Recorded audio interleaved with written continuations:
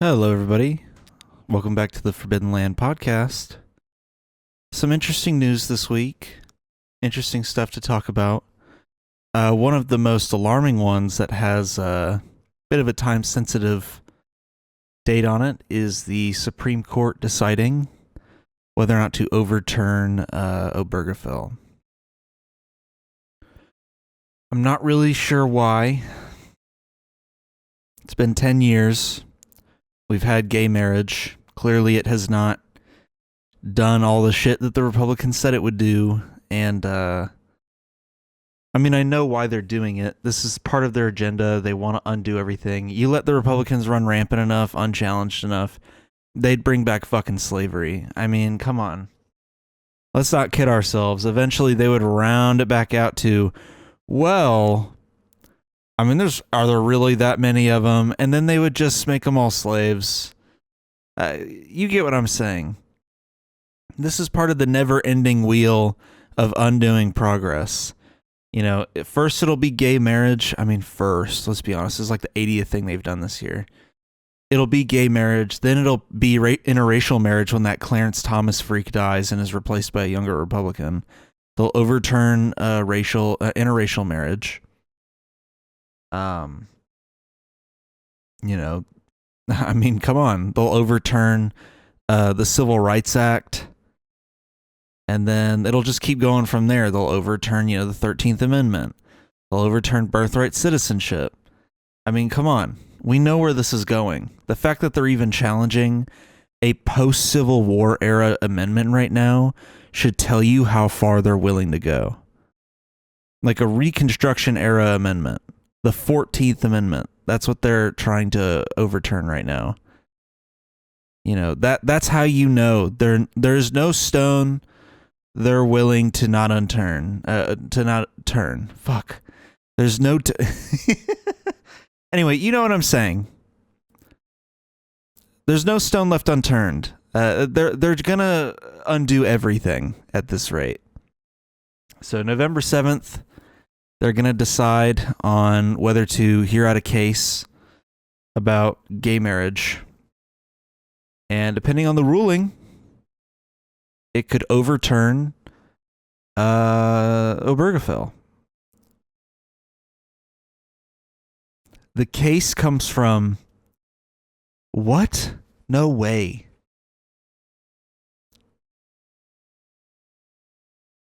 Wait, this is a... Hold on. This is that Kim Davis person? Oh my god, this case is about a Kentucky clerk who refused to issue a marriage license to gay couples?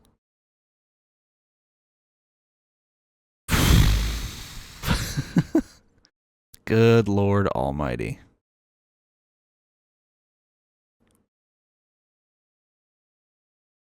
Wow. Well... Let's hope that doesn't happen. Kind of alarming that they're even going this far, but I'm not surprised. Let's talk about some Democrats, baby. In the main Democratic primary for Senate, because they're going to elect a new senator or elect an incumbent in 2026. A man named Graham Plattner is running. I didn't really talk about him when he was announcing his candidacy because of one very glaringly obvious reason. But let's pull up his campaign ad. Campaign video. Where's his famous campaign ad? There it is. Graham Plattner for U.S. Senate launch video. What I love most about Maine are the people. I have never met people who are more hard scrabble, even in a place that requires you to work like 2 or 3 different jobs. We have watched this state become essentially unlivable for working class people, and it makes me deeply angry. My name is Graham Plattner, and I'm running for U.S. Senate in Maine to defeat Susan Collins. A decade of military service going overseas. Farming oysters to feed my community. Diving to lend a hand to other fishermen. Trying to start a family. But everywhere I've gone, it seems like the fabric of what holds us together is being ripped apart by billionaires and corrupt politicians, profiting off of destroying our environment, driving our families into poverty, and crushing the middle class. I did 4 infantry tours in the Marine Corps and the Army. I'm not afraid to name an enemy, and the enemy is the oligarchy. It's the billionaires who pay for it, and the politicians who sell us out. And yeah, that means politicians like Susan Collins. I'm not fooled by this fake charade of Collins' deliberations and moderation. The difference between Susan Collins and Ted Cruz is at least Ted Cruz is honest about selling us out and not giving a damn. People know that the system is screwing them. They know it in their bones. Nobody I know around here can afford a house. Healthcare is a disaster. Hospitals are closing. We have watched all of that get ripped away from us, and everyone's just trying to keep it all together. Why can't we have universal healthcare like every other first world country? Why can't we take care of our veterans when they come home? Why are we funding endless wars and bombing children? Why are CEOs more powerful than unions? We fought 3 different wars since the last time we raised the minimum wage. I'm not pretending to have all the answers, but I know that I'm asking the right questions. When I tell people around here that I'm running for Senate, sometimes the initial reaction is, what the but when I tell them why I'm doing it, because I truly do believe that we can build a system that is going to represent working people, the #1 response has been, well, thank God somebody's going to do it. You're supposed to fight for the things you love. This is our home, and I will fight tirelessly for it, for you. It's Mainers first, in Maine, always. Pretty decent ad. Obviously, the reason why I'm not super thrilled about his candidacy is because of his very heavy reliance on his military service. He's a cool candidate. He's been hanging out with Bernie Sanders a bit. He seems to have a decent chance in Maine. Well, it did seem like he had a decent chance in Maine to be the Democratic nominee.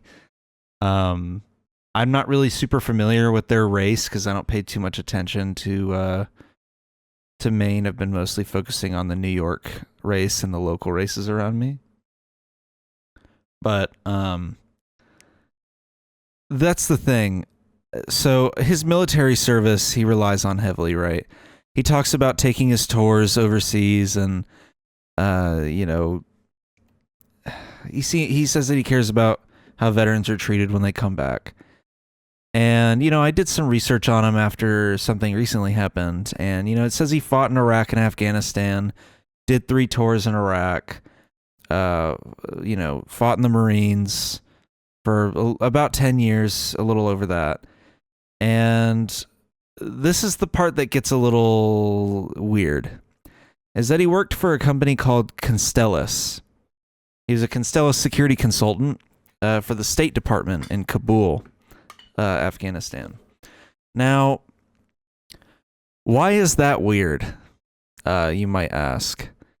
Constellus is a company called Blackwater, and the reason why they're not called Blackwater anymore is because of the Nisour Square massacre is why.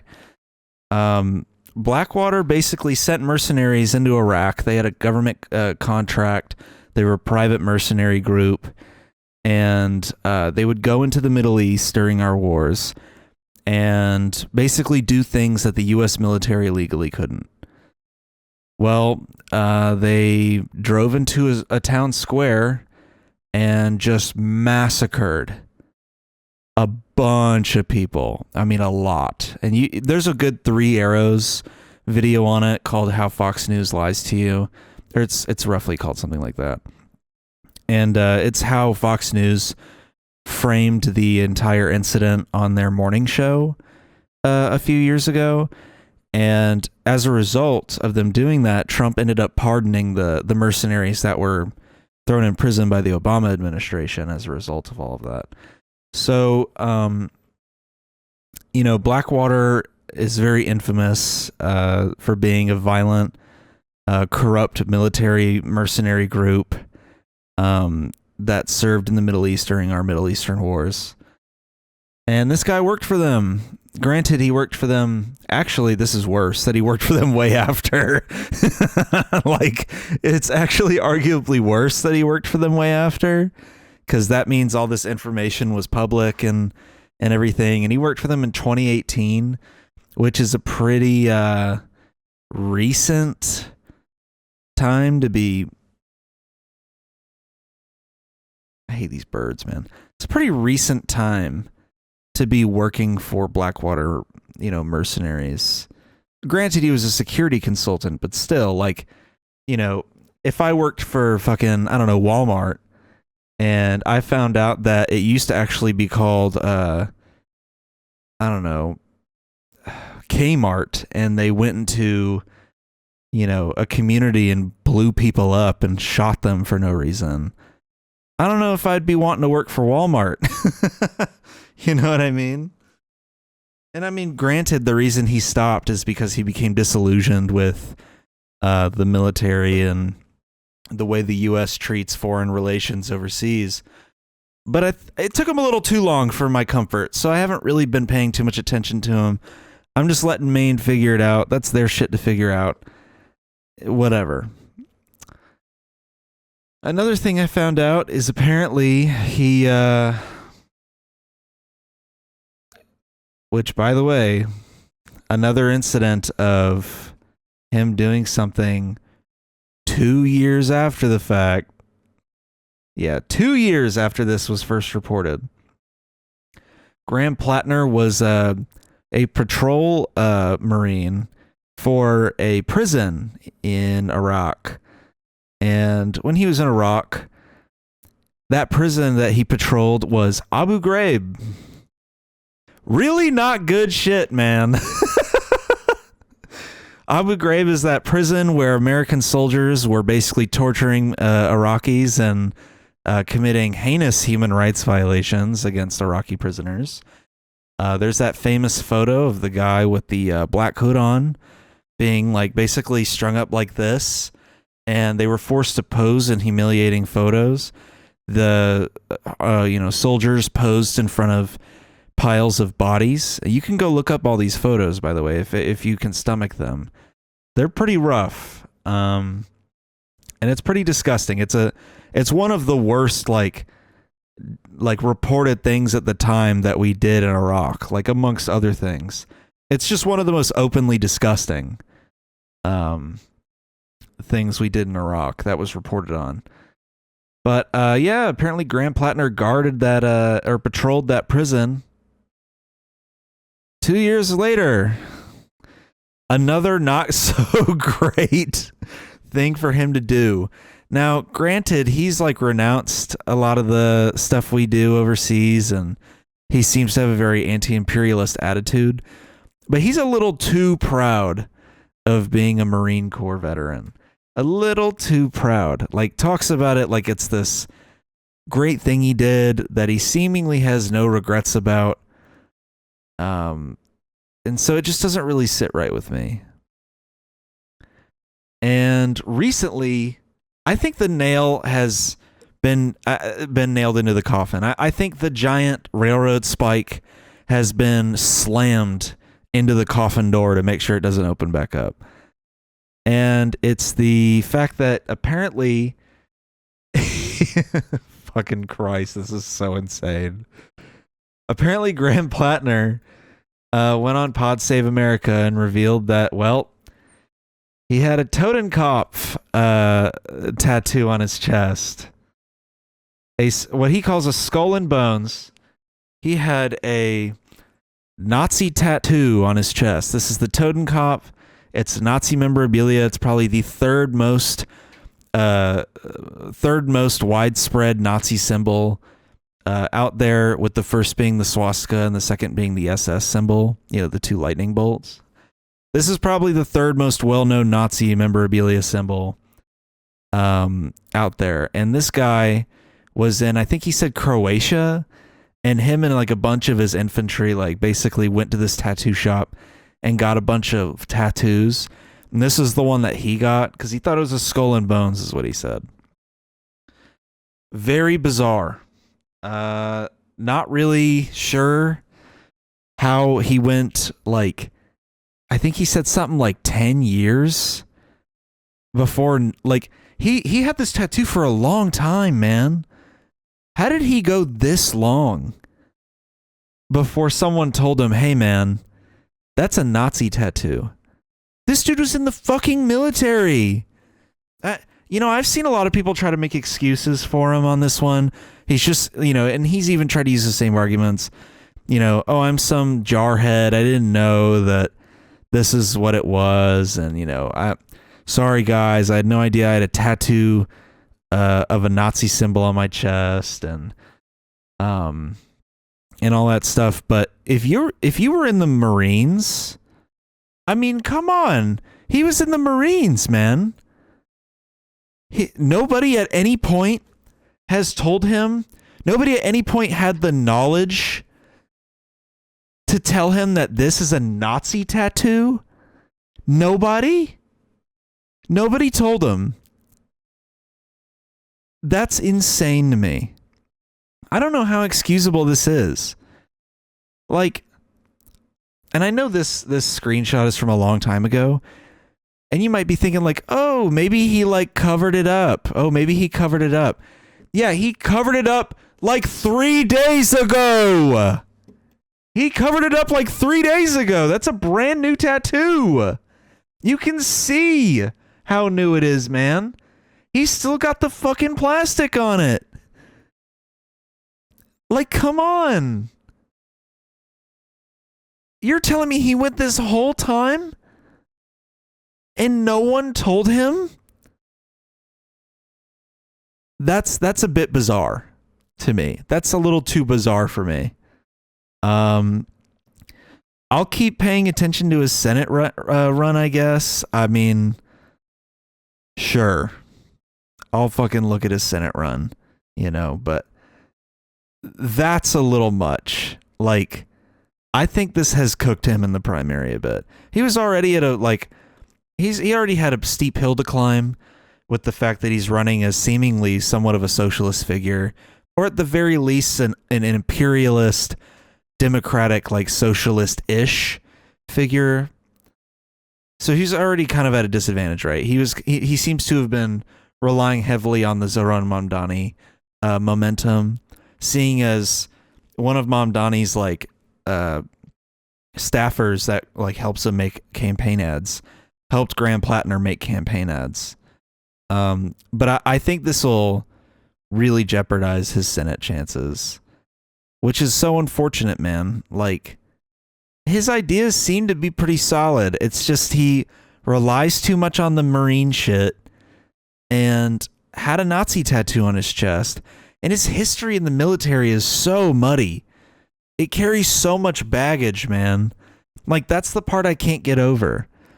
Why do these candidates run with such like good radical ideas, and then you look into their history and they're like they're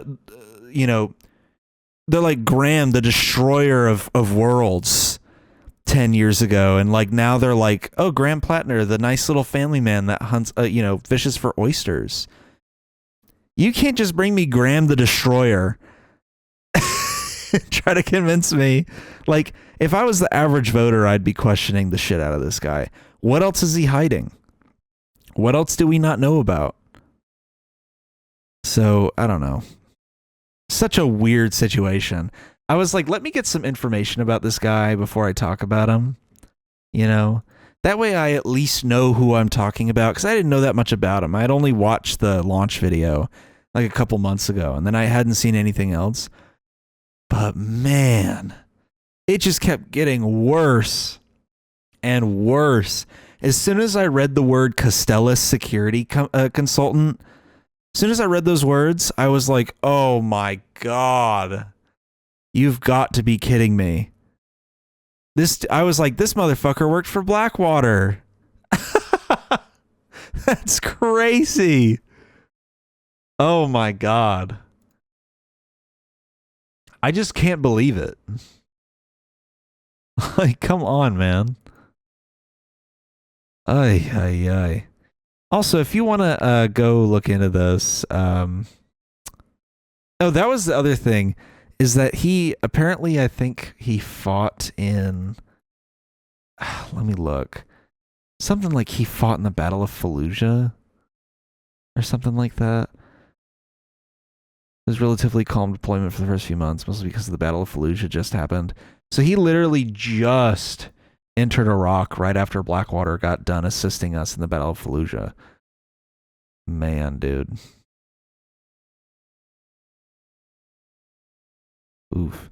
Go to the Wikipedia page for Constellus, or actually, it'll show up as Blackwater Company, and just go to the role in the Iraq War section of the article and just scroll down and start reading, and that'll be a pretty good picture of what you need to know.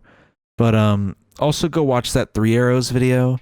That dude does a really good job of really painting the picture. You know, does a really good job of really painting a picture of how awful that massacre really was. Here, let me skip ahead of my doc a little bit. Speaking of socialists, there were a couple debates for the New York mayoral candidates. I think I touched on last week's a little bit. The one this week was pretty good. Although I think Mamdani could have done a little better in this one. That's just how I feel about it. But yeah, the debate happened. A few things have actually happened. So at the debate, there were some good moments from Mamdani against Cuomo. My internet would be a little faster. The city's arguing for its budgets, the state is saying no, and the city has been getting screwed by the state. We just had a former governor say in his own words that the city has been getting screwed by the state. Who was leading the state? It was you! Governor. In one of the most memorable moments. Yeah. He had a moment like that. He had some moments about like housing, how when Cuomo was governor, he spent more money on a singing water fountain at LaGuardia than he did on affordable housing. That was a pretty good ass line. Man. All right, come on, YouTube. Let's go. Let's hurry it up. I know the internet is not slow. You can see in Andrew Cuomo someone who had 10 years to deliver on so much of what he's spoken about. He says that taking 5 years to build affordable housing is the sign of an incompetent government. By his own words, that means he must have led an incompetent government. No reason to believe. Yeah. Just some good shit like that. But there was one moment in particular during the debate that I wanted to point out, because this was insane. It actually brought a bit of a tear to my eye. Because how often do you see politicians standing up for victims of abuse like this? Dude, the whole house is like shifting. Is it about to collapse on top of me or something?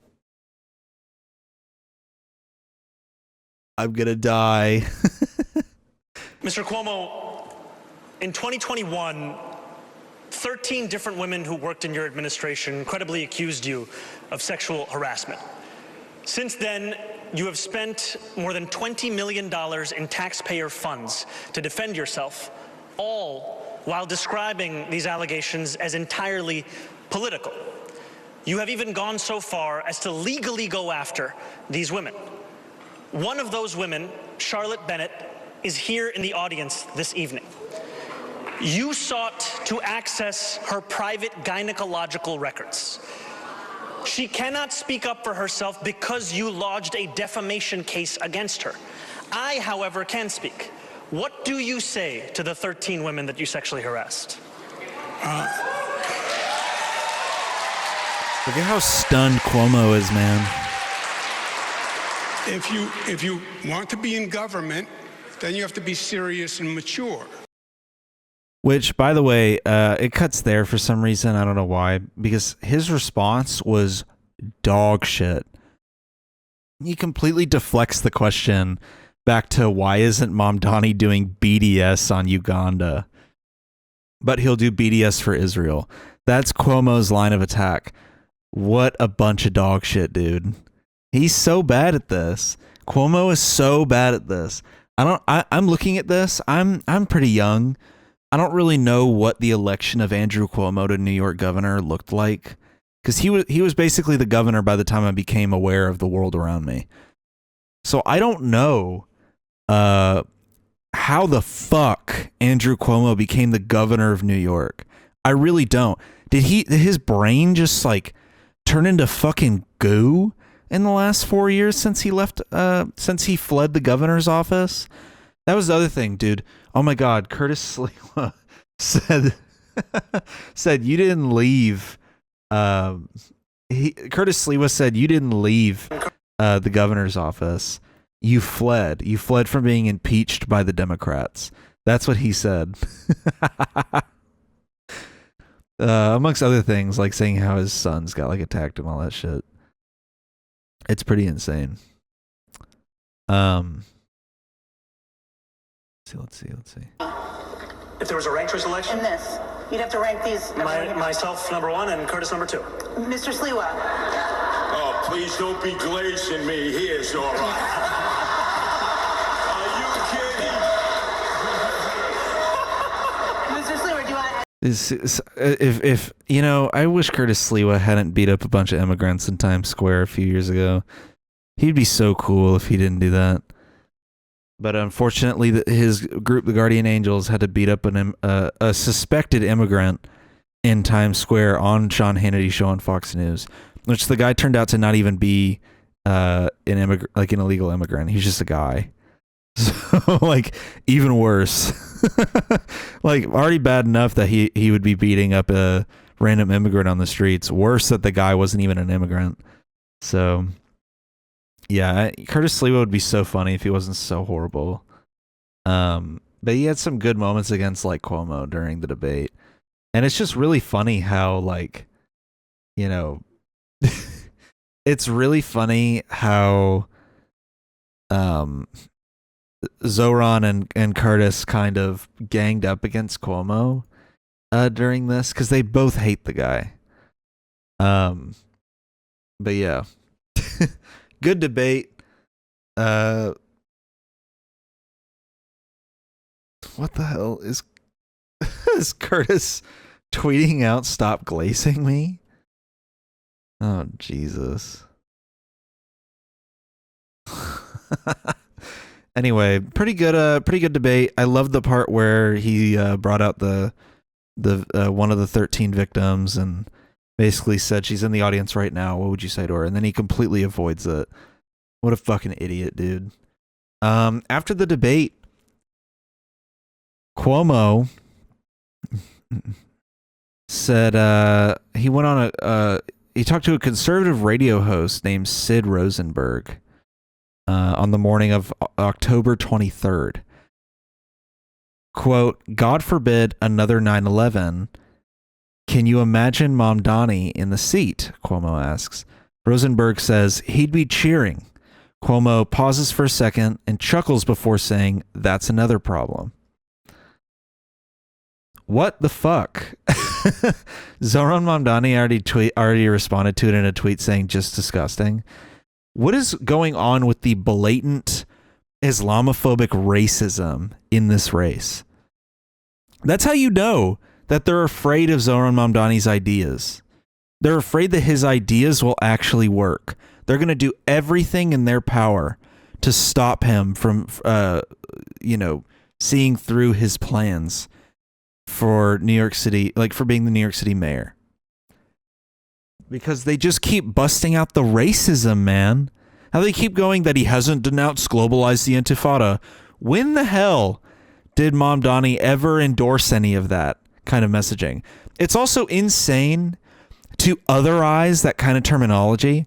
The Intifada is just an uprising. That's all it is. You know, the Warsaw Ghetto Uprising, you could call the Warsaw Ghetto Intifada, which I believe a museum actually used to call it that. You know, Intifada just means an uprising or, a revolution. That's all it means. It literally is nothing. It just sounds scary to racist white people. And we're going to see even more racism when the Democrats say to you that they care about black people, when the Democrats say to you that they're not the racist party. They're lying. They are just as racist as the Republicans are, but the thing that makes them dangerous is that they hide it from you. At least the Republicans are like out in the open with it. You know that they're racist. The Democrats pull the wool over your eyes. And you're about to see that in this campaign ad that Cuomo released and immediately had to retract because it's so bad. And in my opinion, oh, thank you, creator of Gravity Falls. Yes, this should be illegal. AI should be illegal in campaign ads at the very least. At the very least. Zohran Mamdani's opponents want you to believe he's an inexperienced radical. Look at this dude.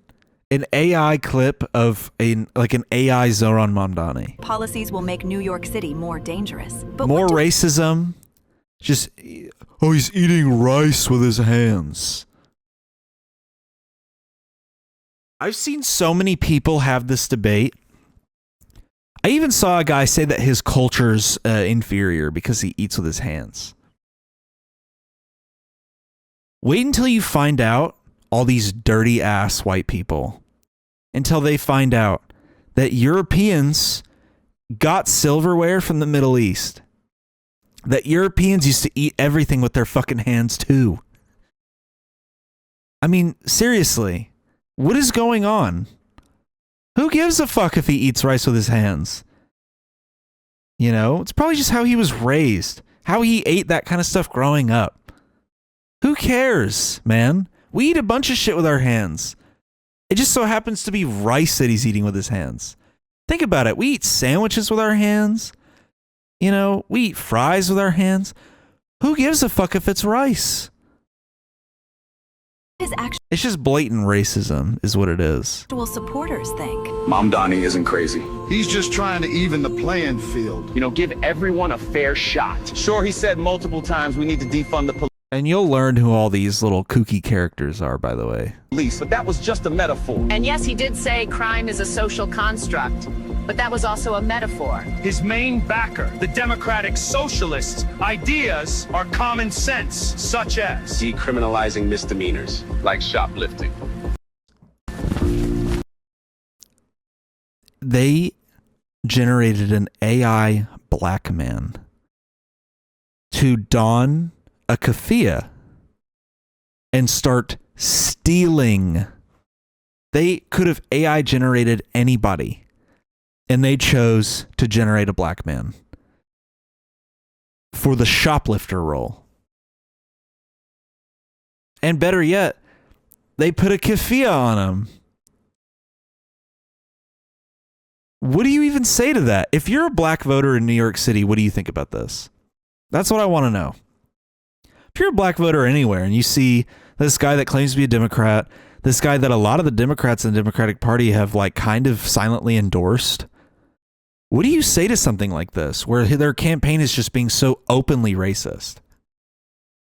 third-degree assault, trespassing, prostitution. That's the other thing.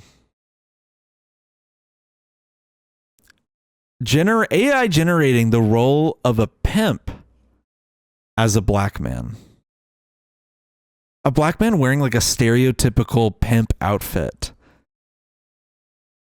He's fucking crazy. This is fucking crazy, man. Like, what the fuck? Like I said, they could have generated anybody, and they chose this. They chose to generate a black guy as a pimp, a black guy as a shoplifter. Like, what the fuck? And then like a van full of battered, beaten prostitutes. You know what's insane? Is that this shit happens! This happens! Because it's illegal! Women who have to sell themselves on the streets, whether they want to or they have to, this happens to them to some extent because they can't go to the authorities about it. They can't report this because what they're doing is inherently illegal. And if it was decriminalized or legalized, if it's decriminalized, some guy beats the shit out of a prostitute, they can report it. They're being abused by somebody as a prostitute. They're being abused by someone. They can report it. This happens because it's illegal in places where it's been decriminalized. This shit happens less often. You know, the abuse of prostitutes goes down statistically when you decriminalize prostitution. That's the craziest part. I mean, really, the craziest part is what's going on in this fucking AI video. This is crazy. What do you even type into the prompt for shit like this? What do you even type in? Hey, ChatGPT, can you just generate the worst possible fucking thing I can think of? Like, just every stereotype ramped to 13. Like, crank that dial up. Crank the racism dial to max. You know, take the stereotype dial and twist it as far as it'll go. Absolutely insane. And drunk driving. With plans to decriminalize all drugs, Mamdani will be a job creator for drug dealers. Instead of helping us homeless get off the streets and into the mental health facilities we need, he wants to give us safe injection sites to do crack and let us sleep in sub.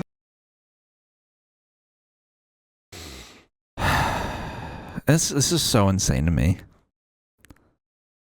Listen to what their solutions are, as opposed to safe injection sites, which he does want to open mental health facilities. That's the craziest part. He wants mental health professionals to replace certain jobs that the police are currently doing. And he wants safe injection sites to keep people off the streets, so they're not dying at unprecedented rates. Think about that. And what is Cuomo's master solution? I have not heard a single fucking policy position from this low-life cretin, from this scumbag. This guy has given us nothing. Absolutely nothing. What their solution is flood the subway with cops. Flood the streets with cops. An already large police force. One of the largest police forces on the planet. So big it dwarfs some militaries on the planet. Has a gigantic budget. Budget so big, and yet all this shit's still happening. So what's the point that they're trying to make? Cuomo would quite literally just be a repeat of Eric Adams. And so far, Eric Adams hasn't done jack shit to address this crisis. Mamdani's plans actually address it. All of the poverty you see, all the drug using and the crime and the violence and the you know, the theft and all of that is addressed when you address poverty. When you address what's causing people to become impoverished, you know, you increase their ability to have access to transportation. It gets them to work easier. You increase, you know, their quality of life, assisting them with paying their bills and rent so they're not going homeless. You know, ensuring that they actually get paid what they're worth. You know, getting paid what they're doing at work and not being cheated out of their wages. When you address all those issues and poverty starts to dwindle, crime goes down, quality of life improves. So that's what I don't understand. You just want to perpetually turn your cities into a police state? Is that the solution here, Cuomo? I heard this thing a while back, and it really put everything into perspective for me. And it was this guy that was talking about the stages of poverty and how there's like levels to it, how everyone is usually about a few steps away from being homeless. And they were like, all it takes is 1 or 2 emergency payments of something, you know, a surprise medical bill, you know, a car repair. Now you've lost your car. How are you going to get to work? You know, you're going to struggle to get to work. After a few incidences, you probably get fired. Where's your income coming from now? Well, you don't have a job anymore. Finding a job will be harder because you don't have reliable transportation. Can't fix your car because you don't have a job. Eventually, you know, you got to sell some of those things, and now you're losing your house. That's how easy it is to fall into poverty. That's how easy it is. We are all of us are closer to being homeless on the streets, to being dropped into poverty. All of us are closer to that than any of the rich people in this country. All of the people that make these decisions for us in the government. We are way closer to being poor than they are. We're only a few steps removed. If my car exploded right now, I'd be fucked. Genuinely fucked. So, something to think about. You know, that was a big realization moment for me when I heard that a few years ago. So, you know, a lot of the issues in our society can be addressed by people falling into poverty and becoming desperate. Poverty is caused by lack of education and too many hardships with no support system. And other factors, obviously, but those are like some of the main ones. Way cards. These are actual policies Mamdani and the DSA want to implement on day one. When a woman's being domestically abused, she finally won't have to deal with some pesky cop to arrest the abuser, but now a social worker to help, you know, kumbaya the situation. It's crazy how the AI completely fucking fell apart on that part. I mean, just completely shit the bed on that part. That's insane. The prompt, like, dipped in quality fast on this one.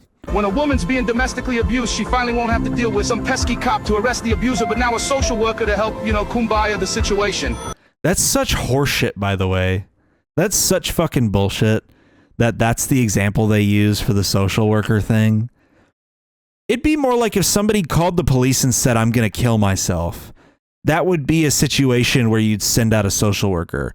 Or somebody saying, I'm having thoughts. You know, or I'm not doing well. Or, you know, like when a parent does the whole, I'm going to call the police on my son. You know, if you're in Minneapolis, then a cop named Derek Chauvin comes into your house and chokes out your teenage son while you're begging him to stop. But under a Mamdani, you know, New York City, it would be a social worker probably showing up, some kind of mental health worker showing up, not a full-on police force. It's basically to make these situations safer. Cops are not equipped to do all these things, so now you have other people to take care of it for you. You know. Ay, ay, ay. Breathe in, breathe out. Mamdani is finally lowering jail sentences. Guilty! But Mamdani says you're free to go. Woo-hoo! Who cares if legalizing... That's insane. Breathe in. I gotta see that again. Breathe out. Mamdani is finally lowering jail sentences. Guilty! But Mamdani says you're free to go. Woo-hoo! Who cares if legalizing... It's just not how that works, by the way. Not at all a policy position of Zohran Mamdani. Like, not even a little bit. That's absolutely fucking insane. Prostitution statistically leads to an increase for sex trafficking of women and young girls by 70%. You can't have safety without equality. I like how they say that prostitution, not legal prostitution, by the way, they're just saying prostitution in general, leads to a higher likelihood of sex trafficking. And it's like, actually, that would go down if it was decriminalized. Because the authorities would then actually give a fuck. at that point. A lot of governmental agencies don't care about a lot of instances of sex trafficking because it's through prostitution. And their logic is, well, you're already doing something illegal anyways, so oh well. For unlawful abiding citizens like... Is he lighting his hand on fire? What the fuck? What the hell? Also, this is so fucked up to show a pro-Palestine rally for this stupid-ass video. But why is this guy lighting his hand on fire? For unlawful abiding citizens like us, globalize the Intifada. I'm a What the fuck was that part? Dude, this is what I mean by Andrew Cuomo is just fucking racist, man. I think if anybody of Arab descent walked past Andrew Cuomo, he shit his fucking pants. Like, explosion type of shitting. I think he would have a blowout. You know? I don't know how Andrew Cuomo sleeps at night doing shit like this. Unlawful abiding citizens like us, globalize the Intifada. That doesn't even make any sense. Of women and young girls by 70%. You can't have safety without equality. For unlawful abiding citizens like us, globalize the Intifada. Doesn't make any sense. He's also on the wrong side of the fucking protest. That doesn't make any sense, dude. Like, it's just word garbage. It's just all AI prompt. Nobody, like, peer-reviewed this before it went out. You know, globalize the Antifada. I mean, the fucking AI prompt, they literally put an accent on him. They put a fucking accent on him. Like us, globalize the Intifada. They literally put an accent on the word Antifada. To make you, like, more scared of the word Antifada. A criminal. I'm a criminal. I'm a criminal. I'm a criminal. Yep. I'm a criminal. For Zohran. For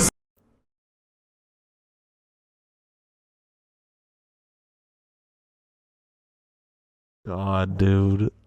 For Zohran! It even has that, like, robot sound to it, too. Yeah, I'm a criminal. For Zohran! I'm a criminal. For Zohran.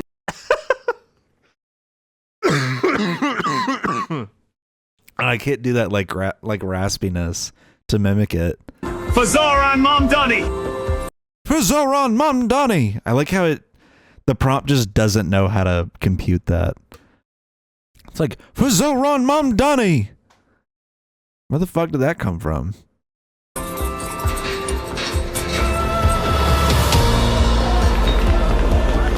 I didn't have a real job until I was 30, but sure, give me the keys to the city. What's the worst that can happen? Paid for by Cuomo for NYC. I hope Andrew Cuomo gets sent to a home because of shit like this. I'm glad they took it down. I'm glad they at least had some, like, semblance of shame when they fucking released this shit.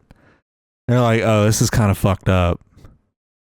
Maybe we shouldn't frame the Democratic candidate like this. Like, they're using all of the Republican talking points. That's why it's like Democrats and Republicans are two sides of the same coin. Because Andrew Cuomo, who ran on the Democratic ticket, was the Democratic governor of California for, what, like 10 years? This dude has always been a Democrat. And now he's using Republican talking points against Zohran Mamdani, the Democratic candidate for mayor. If that doesn't tell you everything you need to know about Democrats, I don't know what is. Like, I don't know what will. It's literally just the playbook. Anybody to even slightly further to the left of the Dems and Reps, they all basically join forces and use the same rhetoric against each other. Or against them, you know? So yeah, that was a shitty ad. That was one of the worst things I've ever seen. Someone says, is that a black man dressed like a 70s pimp with a white van filled with drugged out white women? Cuomo just told black people loud and clear what he thinks about us. Exactly. This is like banned cartoons levels of racism. This is what I'm saying, dude. Like, oh, we're gonna have a shot of him eating rice with his hands. Because that's apparently like a diss. And then the pimp with the white women in the van. Yeah. Damn, they're obsessed with him eating rice with his hands. Yeah, they're racist, man. That's the thing. They're fucking racist. There's nothing more to even say about it. They're just racist pieces of shit. You know? So that's what I think about that ad. I hope Cuomo, when he loses this race, disappears from politics. I really do. Him and his stupid fucking brother, dude. His Republican brother. His brother is basically a Republican right now. On his like little news show that he has on, you know, fuckasstv.com or whatever. That dude's just straight up a Republican. And I'm pretty sure he thinks Mamdani's like a violent jihadist. You know, Chris Cuomo, good old CNN boy who was giving his brother tips and tricks on how to beat the sexual harassment allegations back then, and like even revealed some information to him. Yeah. Great people. I haven't even like really mentioned that. The fact that people on the Democratic side are willing to vote for a guy that sexually harassed 13 women. Step down as governor as a result. The fact that they'll support something like that, insane. This country's really done like heavy damage to people's brains, man. That they're that scared of socialism.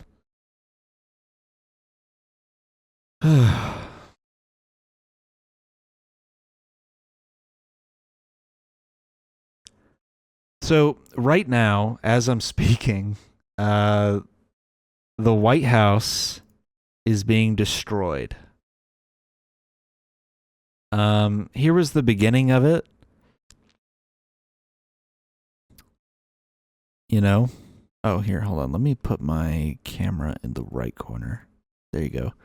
So here's these, you know, fucking, this is so insane looking. Here's the demolition of the East Wing of the White House. There's obviously the main White House building back there. But yeah, they're demolishing the East Wing of the White House right now. And this was like 2 days ago, you know, where they were just tearing down like these front-facing walls. And it seemed like they were going to at least keep the East Wing. You know, like everybody keeps being like, I hate to burst your bubble. This is not the first time they've broken down parts of the White House and rebuilt it. And yada, yada, yada. The thing is, this has now escalated over the last 2 days.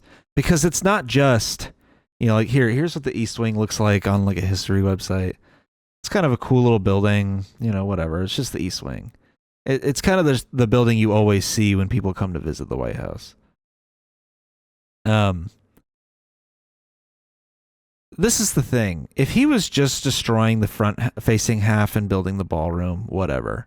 I didn't really care. They were just destroying this part from what it looked like, the front part with all the pillars. Yeah, it's a historical, you know, building, but whatever. It's just the White House. You know, the White House was built by slaves. You really can't, as a progressive, you really can't care that much about the fucking White House. Based on its blood history of being constructed by slave labor. However, there is something very alarming seeing not just the front part of the East Wing destroyed. The entire East Wing was demolished. Look at this. The entire East Wing got destroyed. They destroyed the entire building and the hallway leading into the White House. That is insane. It's just gone. There's only the West Wing now. The East Wing is completely gone. It is the White House and the West Wing now. So the wing. And the ballroom's going to be like bigger than the whole fucking White House. I've got so many photos of this shit, man. I've got like videos of them destroying it.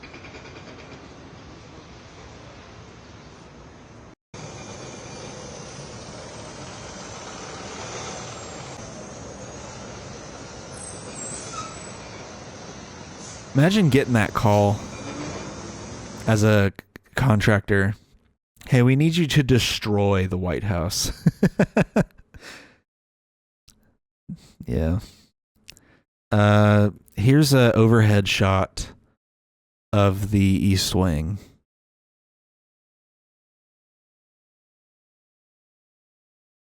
So yeah, the entire East Wing is pretty much gone now.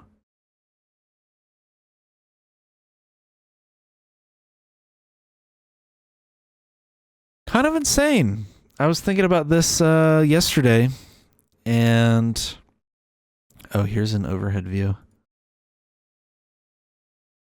I love this shit. I love Republicans sometimes, man.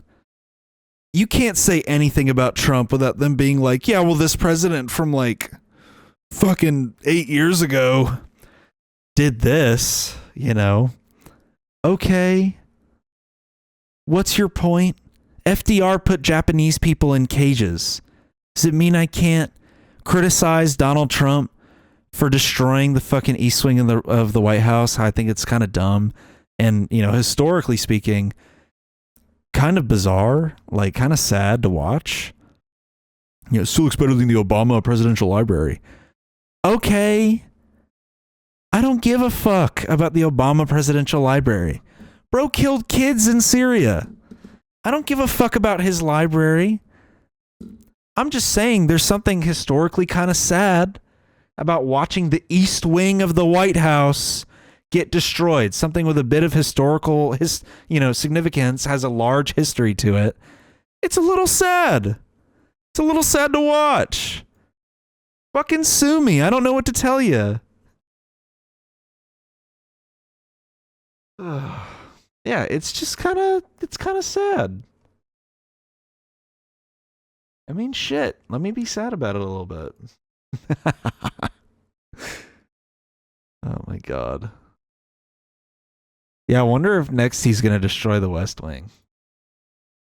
I didn't really think about that. If he'll just destroy the West Wing, you know. So here's like the mock-up of what it's supposed to be. And it's like, damn, this whole house will not stop creaking. Chill out.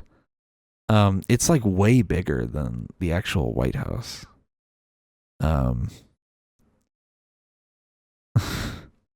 Like, this thing is massive. Look at that. That's huge.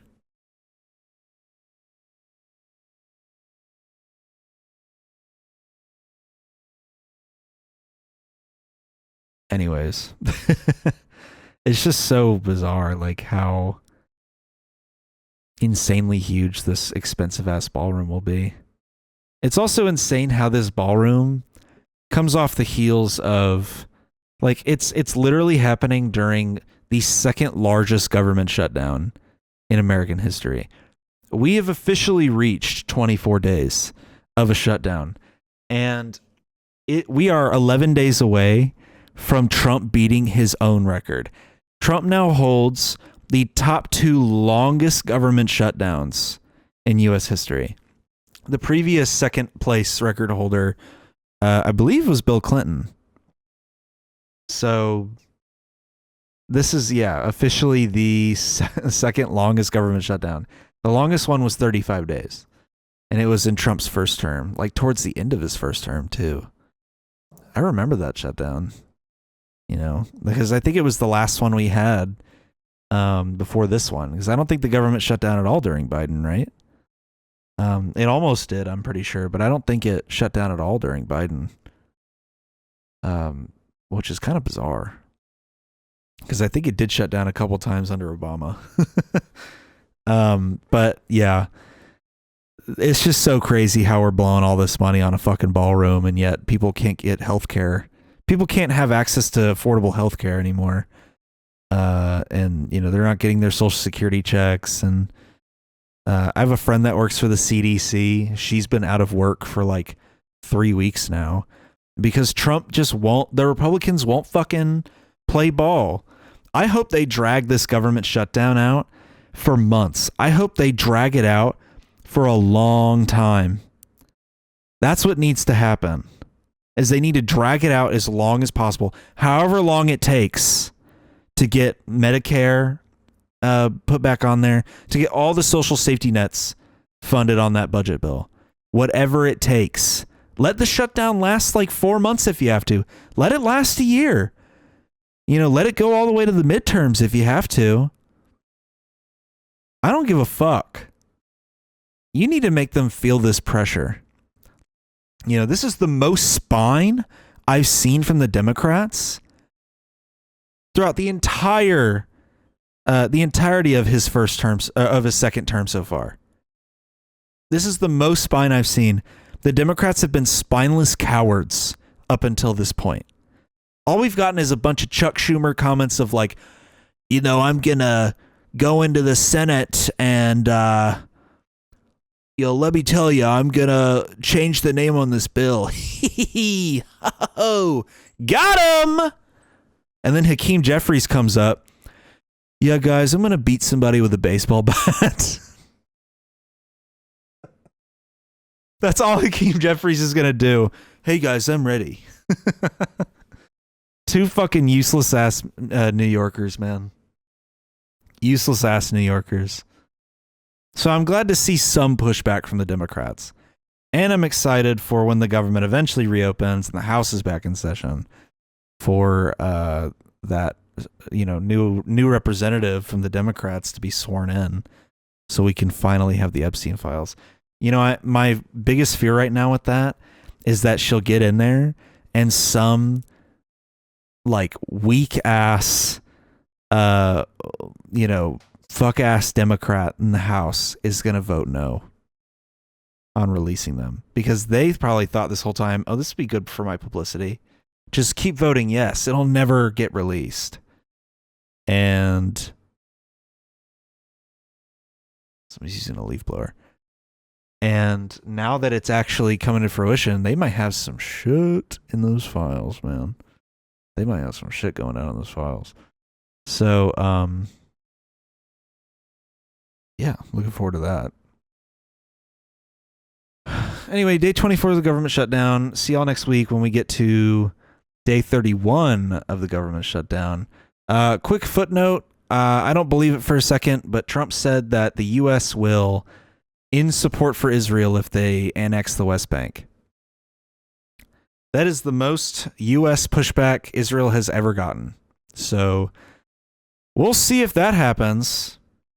If he outflanks the Democrats again on Israel, I'm going to lose my fucking mind. Anyway, go to patreon.com/forbiddenlandpod. The prices have been lowered, so if you want to get bonus content, it's like $6. It's pretty cheap. You can add that feed to your podcasting app, so you don't have to go to Patreon every time to listen to it. And yeah, you can check us out on other platforms like Apple Podcasts and Spotify and something. I don't know. Your Samsung washing machine, maybe? Maybe not. I think it's literally just the fridge that does it. Anyways, you can probably also find us on like your Amazon fridge as well, because this stuff goes out on Amazon Music, so have fun with that, I guess. Anyway, have a good rest of your week. Have a good weekend, everybody. Thanks for watching. Thanks for listening. And I will see y'all in the next episode. Peace.